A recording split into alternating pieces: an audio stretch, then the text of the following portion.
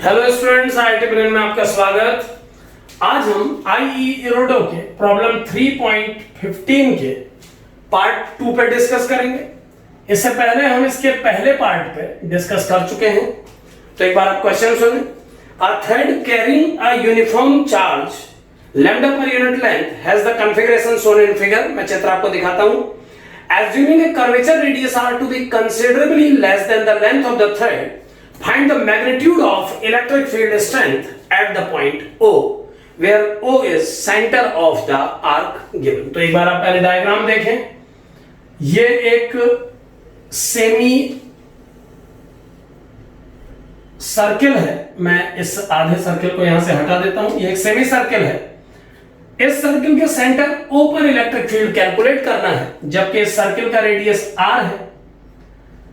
इस semi ring में दो इनफाइनाइट लेंथ के वायर्स को अटैच कर दिया गया है। इस सेमी रिंग में दो इनफाइनाइट लेंथ के वायर को अटैच कर दिया गया है कुछ इस तरीके से। इन्हें इनफाइनाइट लेंथ का वायर इसीलिए बोल रहा हूं क्योंकि ये गिवन है कि इनका लेंथ रेडियस R के कंपैरेटिवली बहुत लार्ज है। तो रिलेटिव एस्पेक्ट से हम ये मान सकते हैं कि ये दोनों वायर इनफाइनाइट लेंथ के हैं। इनका एक टर्मिनल इंफिनिटी पे है और दूसरा टर्मिनल इस सेमी सर्किल के साथ जुड़ा हुआ है। इस कंप्लीट अरेंजमेंट में, इस कंप्लीट कॉन्फ़िगरेशन में लैम्डा डेंसिटी का चार्ज थ्रू आउट डिस्ट्रीब्यूट है और आपको इस अरेंजमेंट के कारण O पॉइंट पर इलेक्ट्रिक फील्ड की वैल्यू कैलकुलेट करनी है। सो O पॉइंट पर इलेक्ट्रिक फील्ड कैलकुलेट करने के लिए हम एक रिजल्ट का यूज करेंगे जो हम पहले एक वीडियो में डिस्कस कर चुके हैं। तो पहले आप उस रिजल्ट को समझें। हमने ये डिस्कस किया था उस रिजल्ट में कि एक इनफाइनाइट रॉड का इलेक्ट्रिक फील्ड अपने से x डिस्टेंस किसी पॉइंट पर या अपने से r डिस्टेंस किसी पॉइंट पर उतना ही होता है जितना उस पॉइंट P को, जो कि रॉड के एक कॉर्नर से परपेंडिकुलरली प्लेस किया गया है, जितना उस P पॉइंट पे डेवलप करता है वो क्वार्टर सर्किल, जो कि R को रेडियस मान के बनाया जाता है।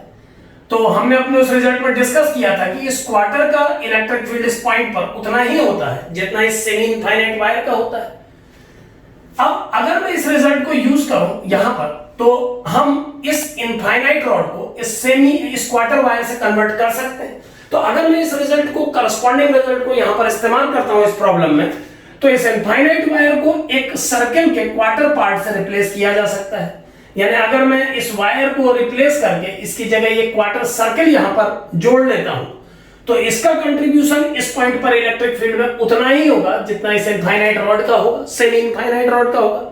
ठीक इसी प्रकार अगर इस तरह इस इनफाइनाइट रॉड को चेंज कर दूं मैं इस क्वार्टर से, तो ऐसा करने से इलेक्ट्रिक फील्ड की नेट वैल्यू में कोई फर्क नहीं पड़ेगा। क्यों? क्योंकि एक सेमी इनफाइनाइट रॉड का इलेक्ट्रिक फील्ड और उसके सामने बने एक क्वार्टर सर्किल के इलेक्ट्रिक फील्ड की value centre of the circle पे सेम होती है। सो इन दोनों कन्वर्जन्स के बाद हम देख पाते हैं कि अब ये दोनों इनफाइनाइट रॉड यहां से हट चुके हैं और हमारा कॉन्फ़िगरेशन एक कंप्लीट सर्किल में कन्वर्ट हो चुका है। अब सिमेट्री के कारण हम जानते हैं कि अगर ये कंप्लीट सर्किल लैम्डा डेंसिटी के मटेरियल का बना है, इसमें चार्ज डेंसिटी लैम्डा है, थ्रू आउट सेम है, यूनिफॉर्मली है हर जगह, तो O पॉइंट पर जो नेट इलेक्ट्रिक फील्ड इस कॉन्फ़िगरेशन के कारण बनेगा वो 0 होगा। सो अगर इस कॉन्फ़िगरेशन का net electric field O point पर नल वेक्टर होगा, तो इन दोनों इनफाइनाइट रॉड्स को सेमी सर्कल से जोड़ने पर जो कॉन्फ़िगरेशन बना है उसका इलेक्ट्रिक फील्ड भी नल वेक्टर ही होगा। यानी इसका जो मैग्नीट्यूड कैलकुलेट होगा फाइनली वो 0 हो जाना चाहिए। सो आप देख पा रहे हैं कि इस तरीके के क्वेश्चंस में इस रिजल्ट का बहुत यूज होता है। इसीलिए हमने अपने एक वीडियो क्लिप में एक वायर और उसके सामने इस वायर को टेंजेंट मानते हुए बने एक सर्किल के एलिमेंट्स के द्वारा बने हुए इलेक्ट्रिक फील्ड पर डिस्कशन किया था। वहां पर हमने ये डिस्कशन करके प्रूव किया था कि जब हम किसी आर्क के कारण और उस आर्क पर बने हुए टेंजेंशियल वायर के कारण इलेक्ट्रिक फील्ड निकालते हैं, तो इलेक्ट्रिक फील्ड की वैल्यू वायर आर्क के द्वारा इस सर्किल में से कंसीडर किए गए किसी आर्क और इनफाइनाइट वायर में से कंसीडर किए गए वायर के एलिमेंट के लिए एक समान होती है, एक बराबर होती है। सो अगर इस सर्किल के इस आर्क और इस इनफाइनाइट रॉड के इस पीस के कारण इस पॉइंट पे इलेक्ट्रिक फील्ड एक बराबर है, तो इसी कंसिडरेशन को कंप्लीट रॉड पे यूज करके हम ये उस रिजल्ट में हमने देखा था कि एक सेमी इनफाइनाइट रॉड का इलेक्ट्रिक फील्ड उतना ही होना चाहिए जितना एक क्वार्टर सर्किल का, और एक इनफाइनाइट रॉड जो दोनों तरफ इनफाइनाइट है उसका इलेक्ट्रिक फील्ड इस पॉइंट पर उतना ही होना चाहिए जितना एक सेमी सर्किल का। तो इस रिजल्ट का यूज करके इस क्वेश्चन को सिंपली एक लाइन में सॉल्व किया जा सकता है। तो इस क्वेश्चन का आंसर सिमेट्री से 0 आना चाहिए इलेक्ट्रिक फील्ड के लिए। Thank you.